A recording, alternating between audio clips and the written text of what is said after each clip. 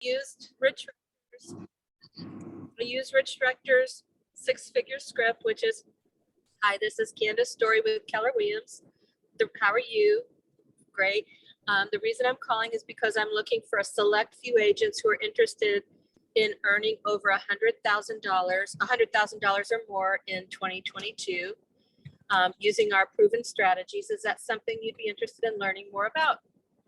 A couple of people say no, but I'm calling half cappers who aren't netting $100 million yet. I'm 100,000 yet. And so they're, in most cases, they're saying, yes, I am interested. What are the strings? And I'm like, no strings. They're like, well, I just joined my brokerage, or they give whatever excuse. And I'm like, it's not about that. It's about helping you to have some success. And if it works out that you decide this is your home, great. But if you're happy where you are, that's great too.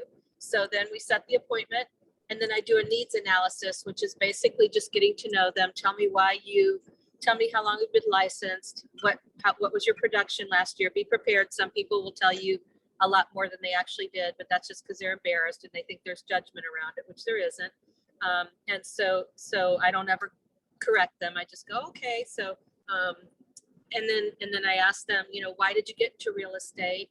What goals did you have for 2021? Did you meet those goals? If not, what got in the way?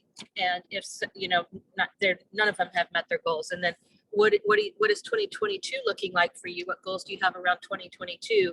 Sometimes they don't even have goals. And I'm like, well, maybe the very first step would be for us to put together a business plan, so that you know exactly what you need to do to get where you want to go. How does that sound? And then they're like, well, that sounds good. So then that's either I say, well, then it sounds like you should meet with our team leader, Robin.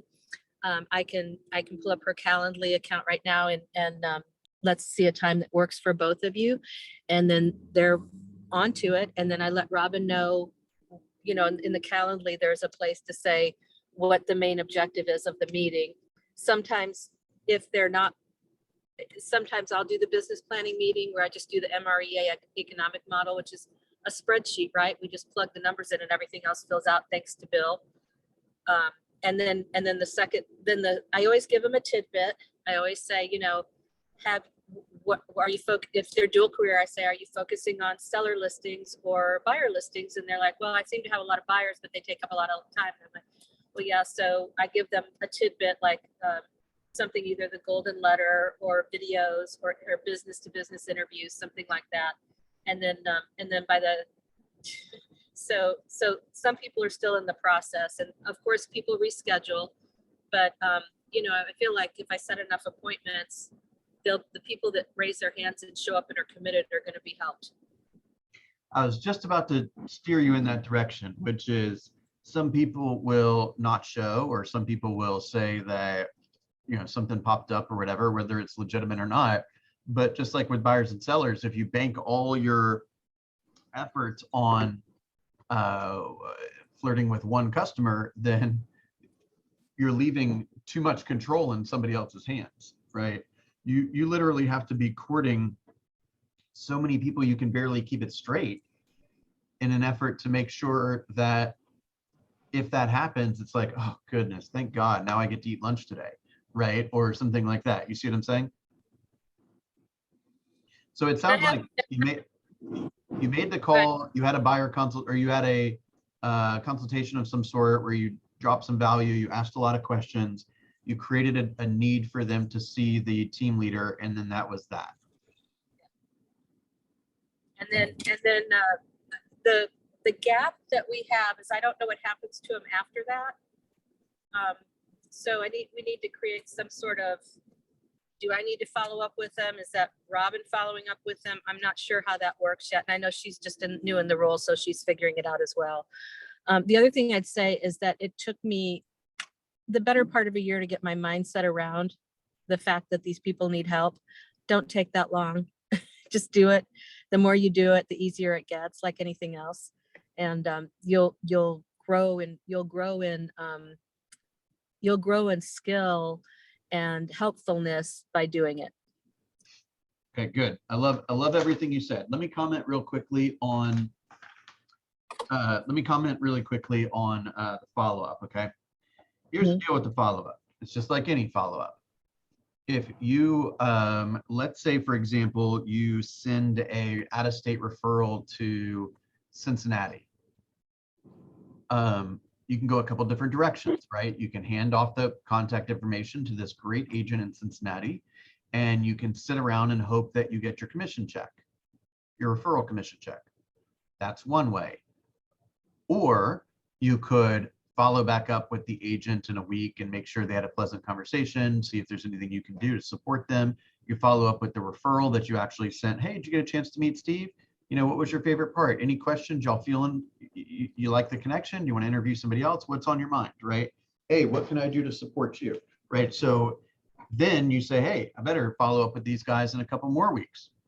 In a month, you write something down to call the guy and say, hey, Steve, how's the Smiths? You enjoying working with them still? Anything I can do to help you? Where are you guys, right?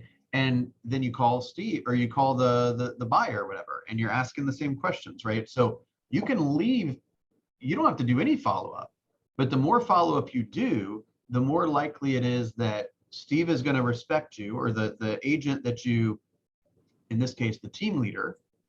The more follow-up you do with Robin, the more Robin wants to support you, as long as you're not like, what's going on every single day, right? The more Robin wants to support you, and the fact that, you know, she's busy, she might need a reminder that she needs to call this guy, right? Or you're increasing the likelihood that you will be named sponsor by making sure that your recruit is getting taken care of along the way, right? Hey, what was your favorite part about meeting with Robin? What was the strategy that you took from your session that might cause you to that you've already adopted in your business, right? Or hey, what are you guys doing next? You know, hey, I'm gonna go to this class. Do you want to come with me, right? Again, like, I want you to adopt the mindset of I am in control, and the second I stop following up with everyone involved, then I'm minimizing the chance that I will be named sponsor and this person will come to KW. So Thank you. you basically cannot well, you could definitely under communicate, but it's very hard to over communicate. Make sense? Yes. Okay. You're not doing this to them, you're doing it for them. It's kind of like if you were to set up somebody on a blind date, right? If I drew up with a woman and I said, hey, I think you'll enjoy hanging out with this woman, and I know they're going out on Saturday, and I want to call them on Sunday and be like, hey, did you guys have fun? Right? This is what we do. We follow up on all the efforts we did. Otherwise, why even bother? Make sense? Okay. Would you use something like the 7 to cement? Or is there kind of a system for following up for people that in growth? You want my honest opinion, right? Yes, please. No, you need to spend the individualized time to send them something or speak to them or text them personally, and not make it even remotely seem like it's some bullshit touch program. Okay. Got to be personalized. Yeah. Excuse me. Got to be personalized. The last thing they need to do is get some automated email that looks automated to say, hey, Keller Williams is doing this. It's almost like the touch program in some capacities. If you're going to do a touch program in any way, that should be what makes them raise their hand to say, hey, I got some questions. Hey, I want to learn more about that program or that class or whatever. The second they respond, they come off the touch program. And then everything that happens from that point forward, it's like they're on your pipeline and you're looking at them every day and you're looking for some individualized way to communicate with them. The touch programs are what to do prior to them raising their hand, and maybe what to do with them after they've joined. But once they are in the zone, no touch programs. It's all individualized. Does that make sense to everyone? Yep. Yep. Okay. Yes. Great. Make sense? Yes. I don't care Yep, if you got 100 people that you got to communicate with, so be it. You're trying to recruit 100 people. That's a lot of work. It's going to be a lot of work. You see what I'm saying? And if you've only got 2 or 3 that you're courting, you have plenty of time to do it. Make sense? Candace, you've been with me all morning. You know, I'm kind of like, I'm just letting it go today. It's the bold. Yeah, it's bold, baby. I'm bold. Still being bold. Okay. So, first of all, congratulations. I will tell you, when I needed a win too, and the second I got a win, I was hooked, and I've been hooked for years, right? So I cannot wait to see how this manifests itself for you, Candace. I'm super excited. Drew, I know the second you get a half of a win, you're going to be on top of the world. So, and I want to give a plug to at 11:30 every Thursday. There's a MAPS Zoom call with Rich Rector where you make live calls on Zoom and you unmute when you get somebody on the phone so he can hear what you're saying. And no matter how the conversation goes, he can make he's very gentle. He can make suggestions about, well, you know, if they say no, maybe you could say this. And, you know, because sometimes the knee-jerk reaction is to say no, but that accountability, I'm like anybody else, accountability is tough, but that accountability of knowing that I have to show up for that MAPS call and make those phone calls, I can get sometimes six people scheduled during that 1 hour. So it's not like it's an all day thing. So I would just say, if you're not on that, get on it. You can hear, if you're having a lame day and you're like, I can't make calls today, you can listen to what other people are doing, how team leaders are calling people, and get some ideas there as well. Beautiful. All right, I want to spend just a minute reminding you about how to have some of these conversations, okay? And then we're going to get to Drew's topic about the plan, the specific plan, okay? So I know I've said this a couple of times, but I want to just illustrate something that will teach you about, hopefully if you have not heard me say this, and even if you have, it will show you kind of a different perspective on the real estate business. And it kind of ties into what Candace was saying earlier, which is they pretty much all need help, okay? I mean, I literally have talked to thousands and thousands of people about their business and about getting into the business. And very, very few of them are on track for their goals. A significant amount, much, much more than you'd ever imagine, don't even have goals, okay? And 100% of everyone that I've ever talked to about the business got into the business because they wanted a better life. So if they wanted a better life and they're not on track for their goals, they're not happy, right? Down deep inside, there's some kind of gap between where they think what they think is possible or what they wish was possible, which it is, and where they're currently at. Does that make sense? So yes. It's like being a doctor, right? So I'm a doctor, the patient walks in the room. What's the first thing I ask? What's wrong with you, right? What hurts? What's bothering you? And the second I know what hurts, I can show them the appropriate fix, right? Oh, you don't have any sellers? Here, go to this class. You don't have any buyers? Go to this class.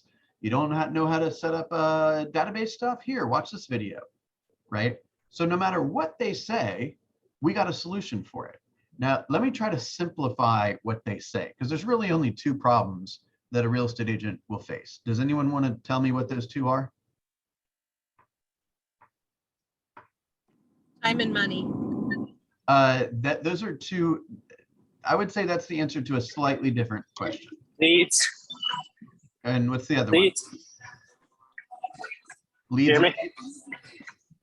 Leads. Leads and leads? Yeah, that's what I said. Yeah, you're pretty much right. You're pretty much right. Okay, so here's the deal. Y'all recognize this? Yeah. What's that? Yeah. Listings of leverage. Kind of a poorly drawn triangle, but y'all get the point, right? Triangle? Okay, what's at the bottom of the triangle, guys? Leads. What's Sorry, on the other sides? Now, if you don't know this, we got to read the MREA book too. Listings and leverage. Thank you, Drew. Okay, so it goes like this, right? All right. There are, I can tell you exactly what your problem is simply by knowing how much money you make. Candace, you've heard me say this before. Do you think I'm right? It's proven out time and time again. Okay. So I'm going to show you guys this, and I hope that this is meaningful to you, okay? I've been here, Candace has been here, a lot of us have been here. I feel very confident in this analogy, okay? If you are selling $0 to $2 million worth of homes in 1 year, you have a lead problem. There is nothing else we need to talk about. Ain't no smart plan gonna fix your problem, okay? You need leads. That's all we need to be talking about. If you had more leads, you'd have more sales.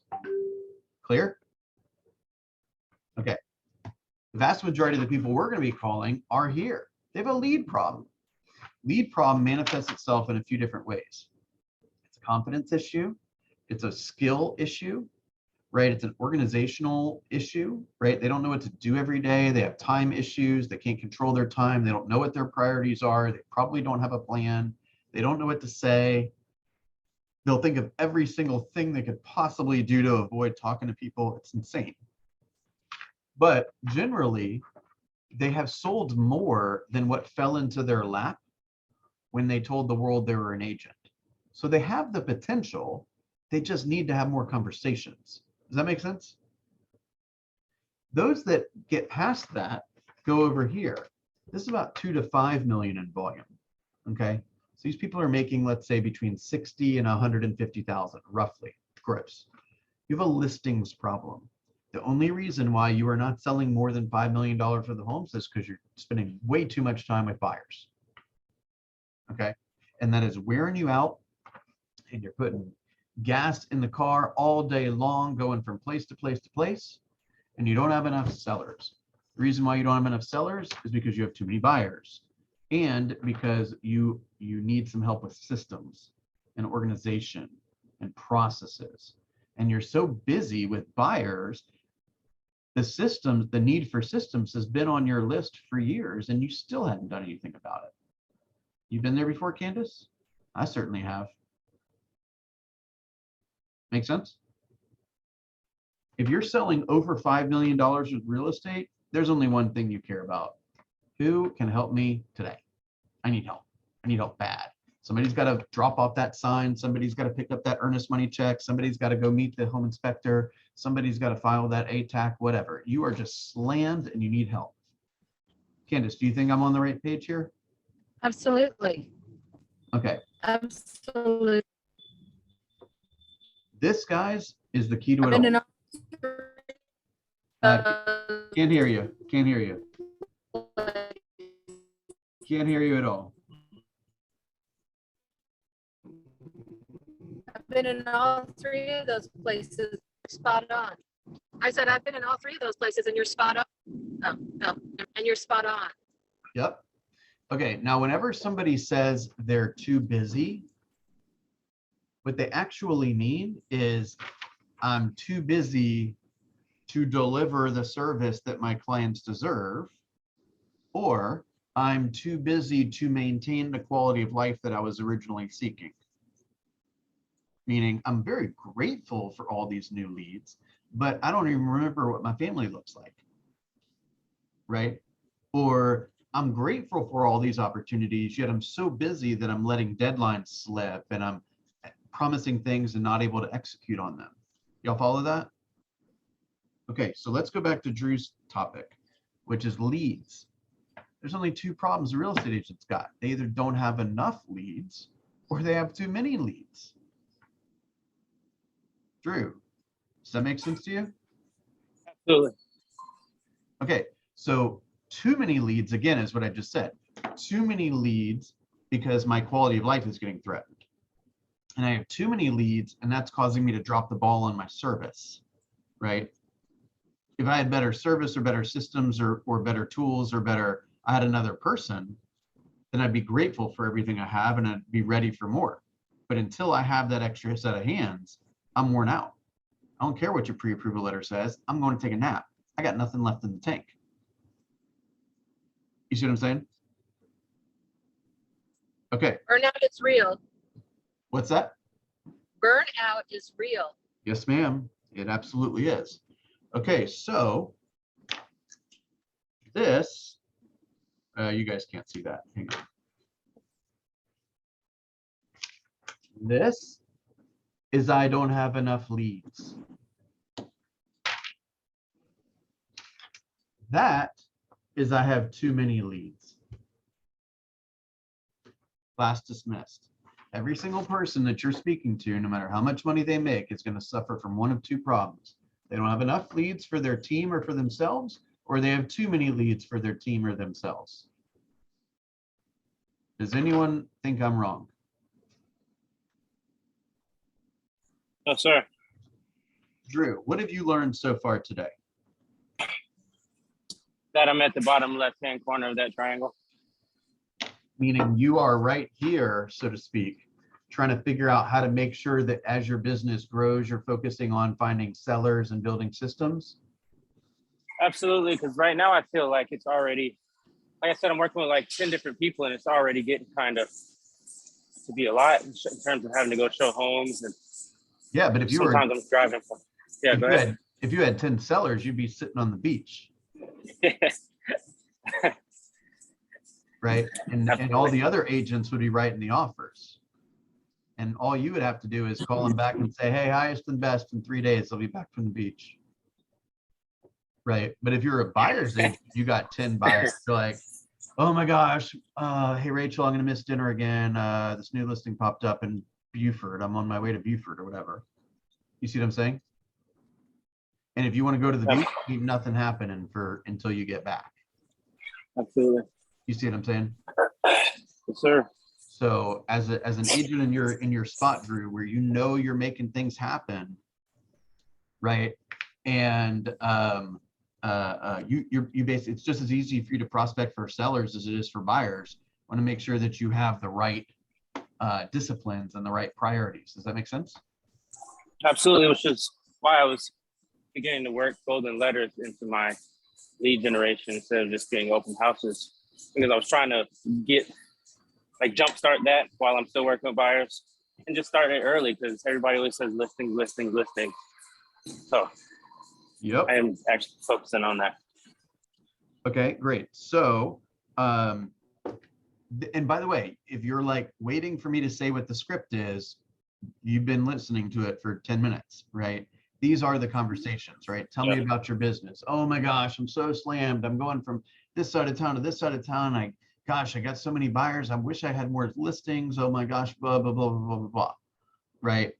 What they're telling you is they got a listing problem. So what specific strategies are you using to find sellers now?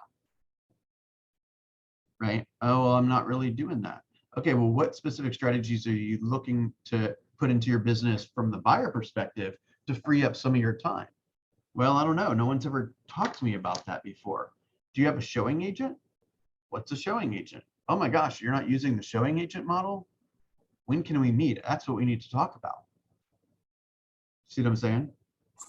Would you be willing to part with 10% of your commission and let the hardest part and the most annoying and time sensitive part of the business be somebody else's job? Hey, Drew, I'm going to pay you 10% to show all these homes to whoever wants them. And then once they pick the one they want, call me and I'll write up the offer. I'll get paid 90%. That guy will get paid 10%. What do you think? You should be using a showing agent right now, quite frankly. Absolutely. You're stealing somebody's job and you don't even like it. I know I had to do it. Somebody who would love to have your job can't have it because you're so damn stubborn, you won't let anyone have it. Gray, I'm in rare form today. Don't tell Aubrey. I think once I get out of that scarcity mindset and more into the abundance mindset when it comes, because I've only done 3 transactions, so I'm still like, I haven't got to the point where I can't remember 10 transactions ago, things like that. I feel like once I start getting more into the abundance mindset around transactions, that'll open up my confidence more to do things like that. Yep. Gray, did you come off mute for a second?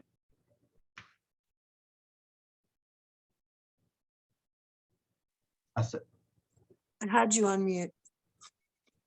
I said I'm in rare form today, so don't tell Aubrey I'm being extra direct, okay? I won't, it's our secret. Okay. Does that make sense, guys? So when you're on the telephone and Candace says something like, I'm looking for a couple select agents who are looking to make $100,000 in 2022.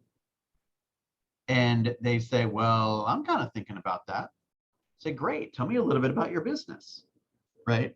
And they say, oh, well, I'm trying for sale by owners and I'm not getting good results. Oh, wow, tell me a little bit about what strategy you're using specifically to do that. Oh, well, my broker gave me some scripts 6 weeks ago, but I haven't really, looked at them so much. Oh my gosh. When can we get together? I'd love to walk you through that. Oh, you would do that for me? Yeah. Well, how much is that going to cost? It's nothing. Well, are you trying to recruit me? I don't know. Maybe. If you like Keller Williams and we start talking about it and if it's a match, then yeah, we can go down that direction. But that's not why I called you. So clearly you need help with for sale by owners. I can help you with it. Let's meet. Well, I don't want to be recruited. Okay, fine.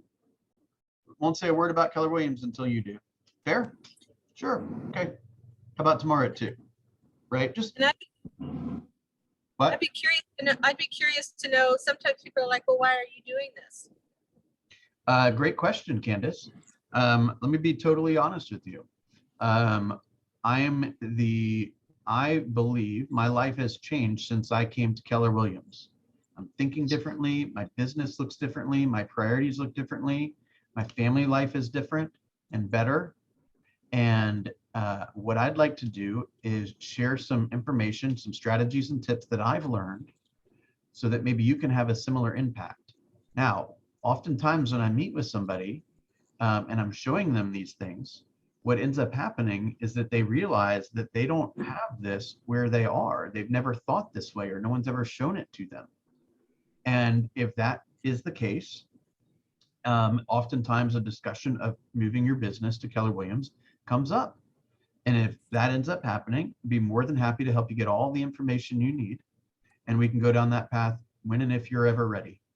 And if that never comes up and you just want to have all the information that I can share with you at no charge, that would be a fine too. When can we meet? Thank you. You see what I'm saying? It's like, well, I don't want to be recruited. Look, I don't even know you. You may be a jerk. I might not even want you at Keller Williams. Like, we're not even there yet. We're not even there yet. Let me help you first, right? And when you say that to somebody, they're like, oh, okay. It's like, look, if what we talk about at Keller Williams doesn't make any sense for you, then no one's gonna be able to convince you to go to Keller Williams. And if it ever comes to the fact where it does make sense to you, then it'll be just as obvious to you as it will to me. So we'll go down that solution. We'll go down that path. No big deal, right? And you kind of just take that completely off the table, right? And then when you're doing the planning, for example, somebody will say, oh my gosh, like nobody's ever shown me the economic model before. You're like, yeah, so now that we've established the fact that you're going to need to go on 30 appointments this year in order to hit your goals, which strategies are you going to use? Who's going to hold you accountable to that? Who's going to make certain that you are staying on track each day and each week? Do you have that type of support system in your environment right now? Well, I haven't really talked to my broker since before COVID started. Wow, you haven't talked to your broker since before COVID started? They haven't reached out to you to make sure you're alive? They haven't reached out to you to see how your business is doing? Do they know that you're behind in your goals? You see what I'm saying? Well, no, they haven't really asked. Wait a second. Your business partner doesn't know that you're behind in your goals? Did I hear that correctly? No, I'm being a bit of a smartass, but I am a bit of a smartass.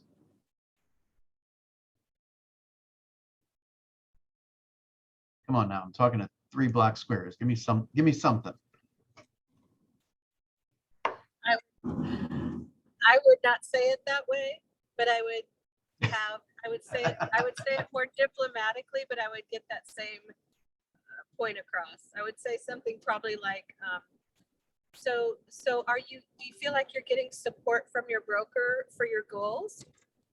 And if they're like, I mean, sometimes they're gonna say yes, but sometimes they're gonna say no.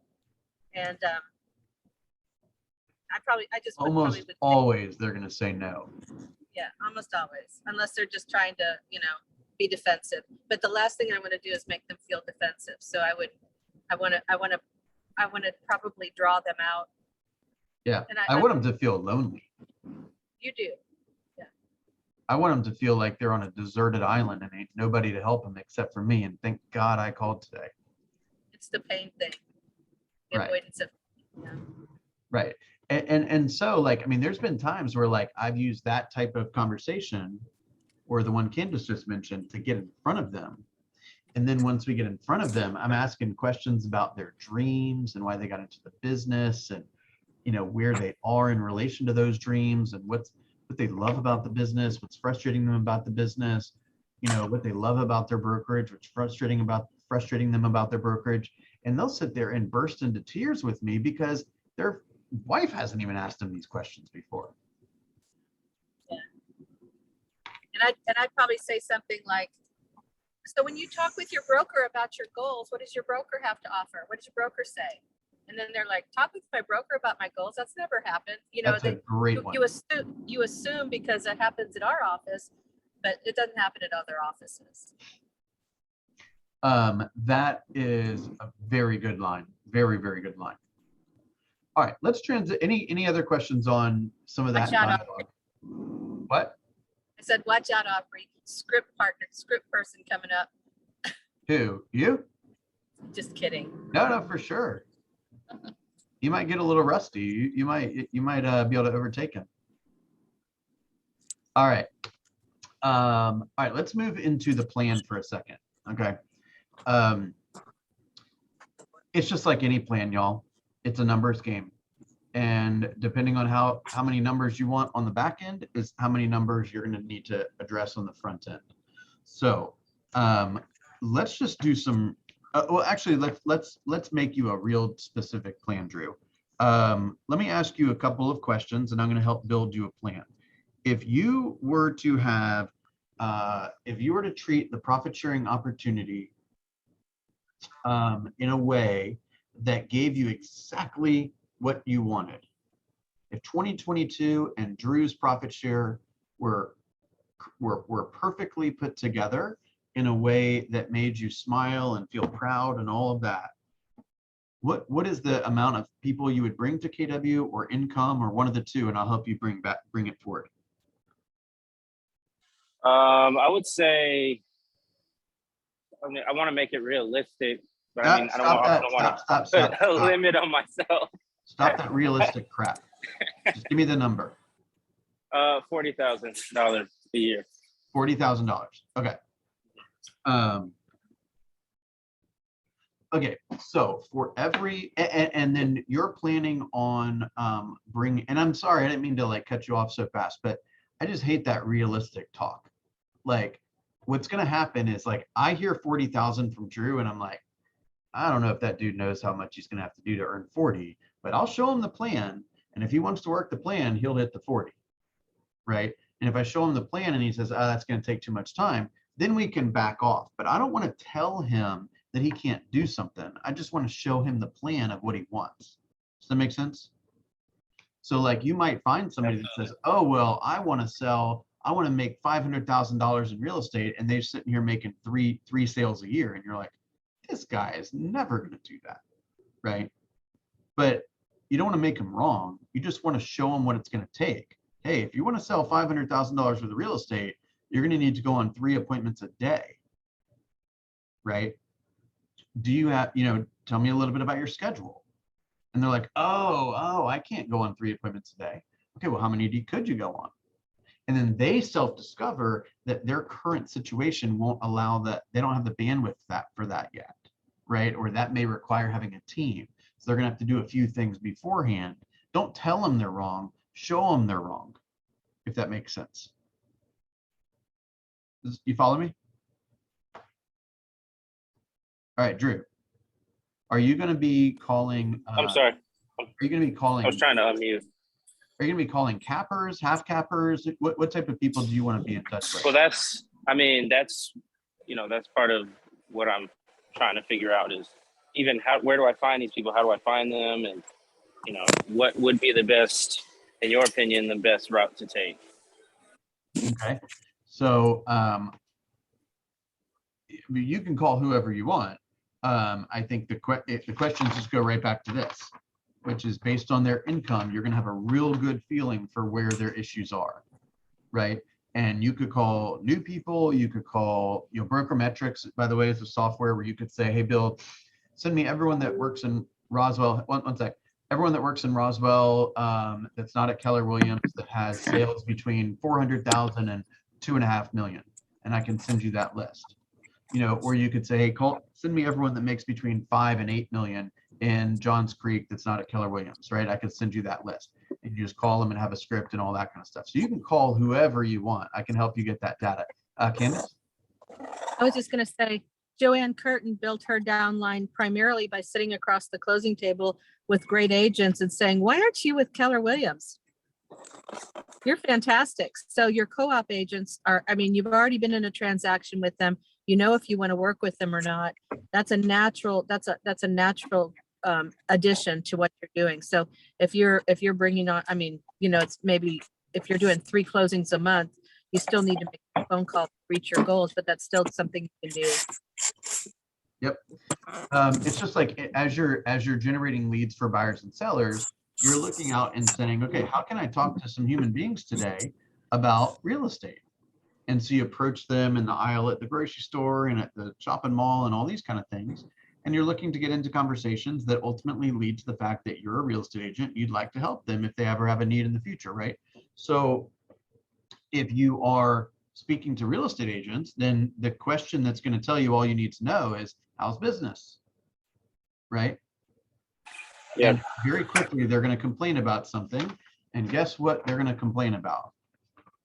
I don't have enough leads, or I got too many leads. Whatever they complain about, we got a schedule full of things to help them. Right? Oh my gosh, you need to sit down with our team leader. If you're at the point where you're about to hire some help, right? We want to make sure that you're using proven models and a proven process.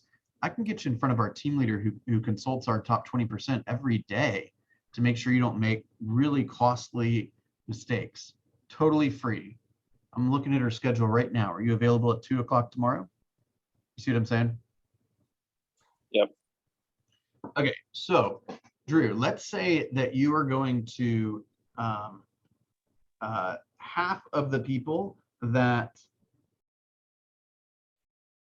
let's say half of the people that you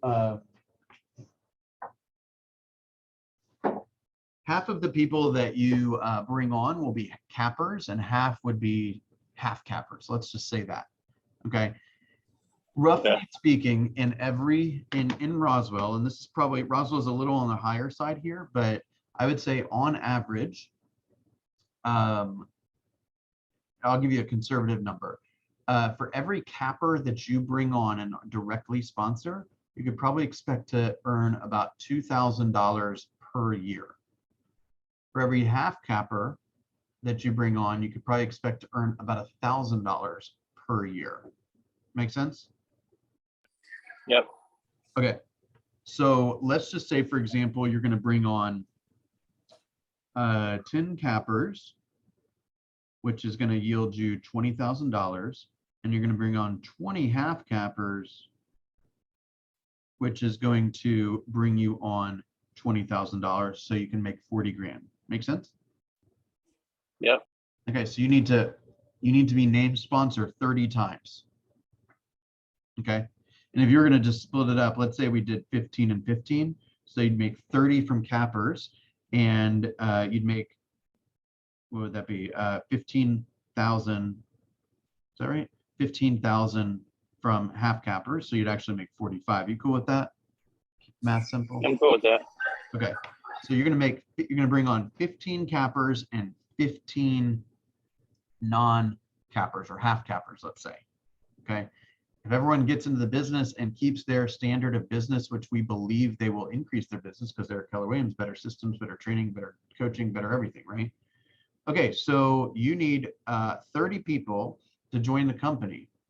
Now, team leaders, the good ones, are converting at 1/4 of the appointments. Okay, probably in the long run, it's probably more like half, but let's just say 1/4. So if that's the case, then you are going to need 120 appointments held all year. 120 get held, 30 join. Follow me? That's conservative. All right, now what's the difference between set and held? I would venture to say that it's probably about 2/3. We'll set 2/3 of those that are set will hold. Okay, so what's that? That's 120 divided by 0.66. So you need 180 set in order to hold 120 in order to secure 30 that sign the dotted line and name you. Fair? Yes, sir.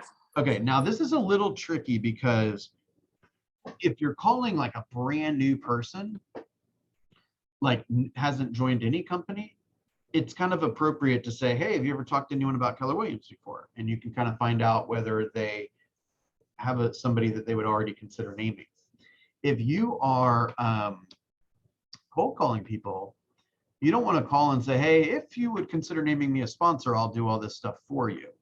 You kind of just need to do it for them. And in the course of conversation, you can determine if there's a chance you would be named sponsor. If there's a chance you would be named sponsor, then I might spend a little bit more time with them personally. If there's a chance they may not maybe naming me sponsor, then I'll probably try to get them in front of the team leader as quickly as possible without spending a lot of personal time with them. But it's a delicate situation. So you may not be named every single time. They may have a relationship with somebody. Okay, but I've been pretty conservative with all of our other estimates. So let's say, Drew, the only thing standing between you and you making 45 grand this year in profit share is setting 180 appointments. Make sense? Yep. So every other day I need to be setting an appointment, at least one appointment. Well, you could actually do that and take off half the year. Isn't that pretty powerful? Yeah. Okay. So how many months out of the year are you going to work? 12? 10? Yeah, I'm planning on working 12 out of 12. Okay, so that's 15 appointments per month. 30 days in a month, you just need to set 15 appointments a month and let everything else, convert at the average ratios that we believe they'll convert at. So are you prepared to set 15 appointments a month? Basically almost one a day. You can even take a couple of days off and run on the treadmill at 10:30 in the morning.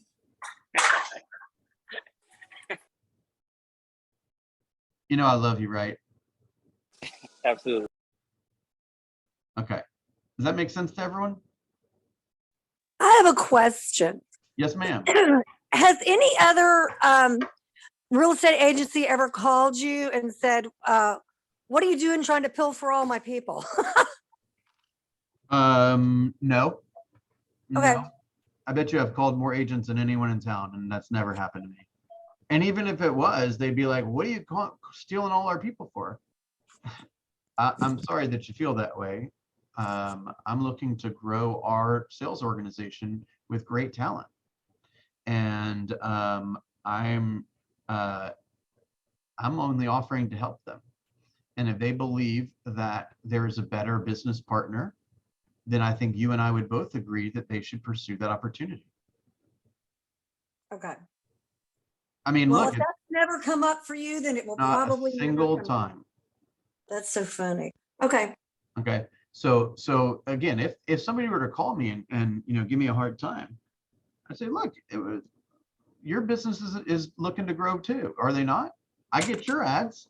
I'm getting solicited every day about you. What are you talking about? You got this deal, this program. I'm getting messages from all of y'all. So I'm looking to help because we're looking to grow our business. And what are you doing taking our people? Look, these people made a decision. They believed that our brokerage was a better place to do business. Why do you think they thought that? There you go. Mr. Psychologist, turn that around on them. He said, Yeah. why do you think they think that?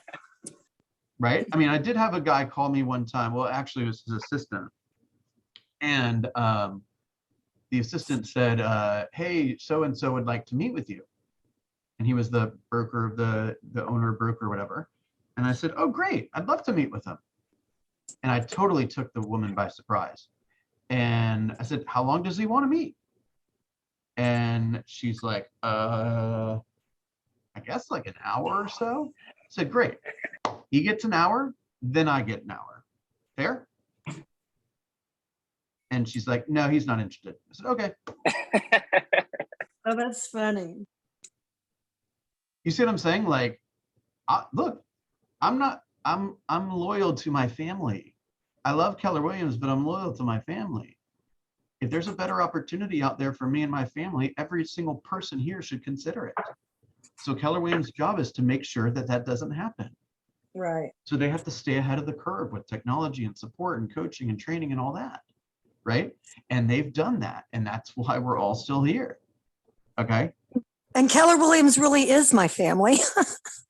Right. But let me tell you something, Gray, with all due respect, if there was another company that Aubrey believed that he could get what he wanted better or more or whatever, he's a smart man.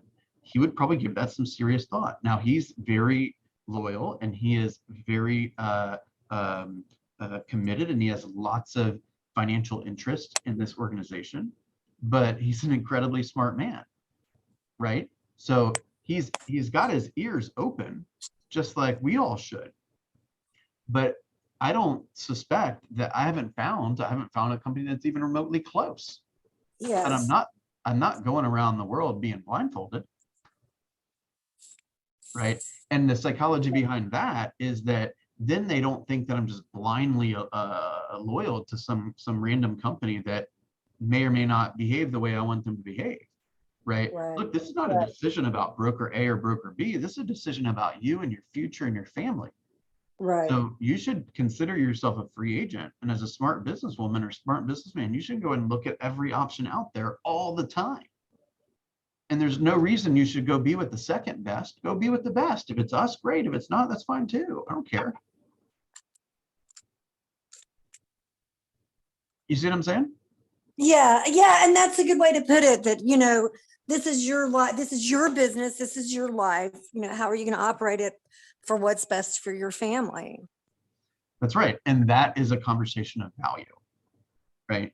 So it's the combination of what do I get versus what do I have to pay? And Yeah. for some people, they aren't interested in taking advantage of all the stuff that we do, and they're not willing to pay for it. That's okay. We don't need to be in business with everyone that wants to be with the best company.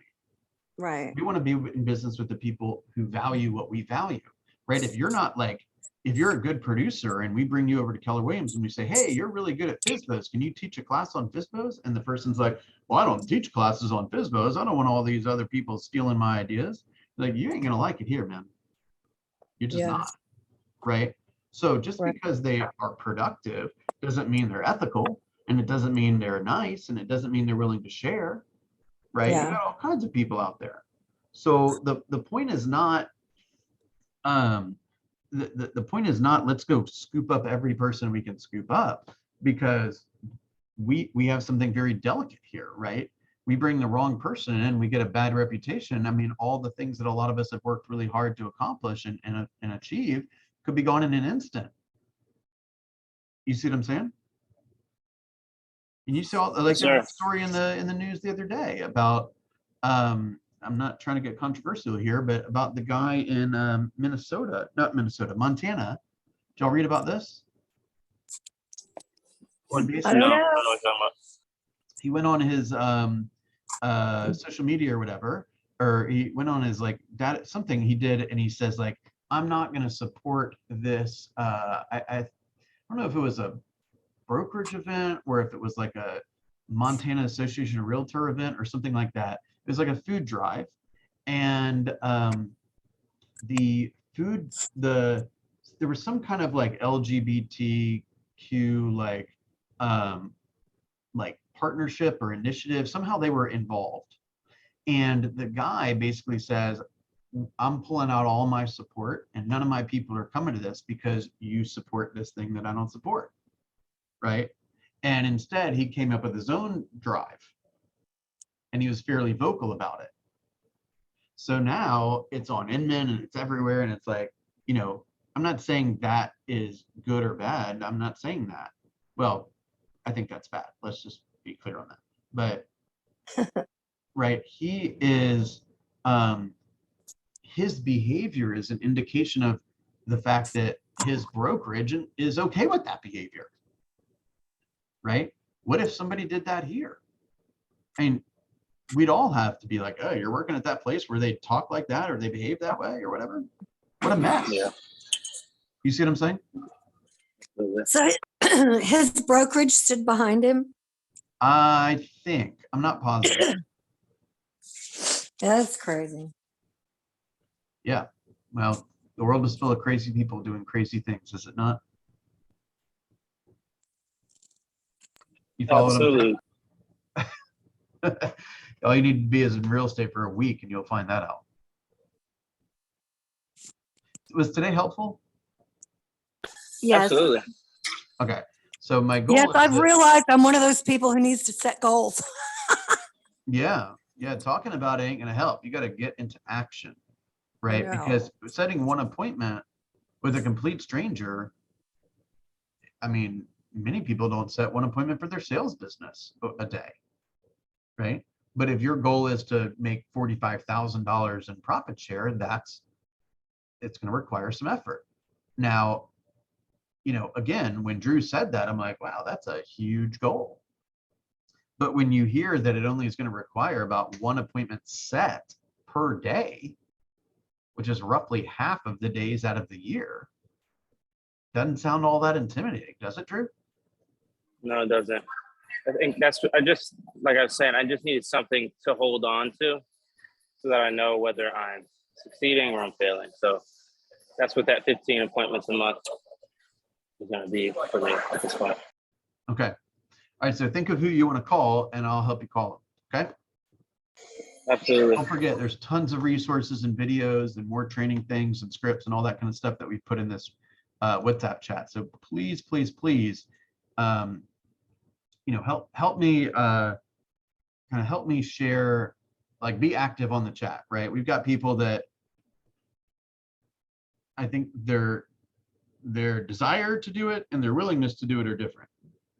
And I just want to, you know, if in fact they want to do it, I want to help them. Okay. Cool. All right. I appreciate you guys being here. Y'all have a great day. Absolutely. Thank you, sir. Yep.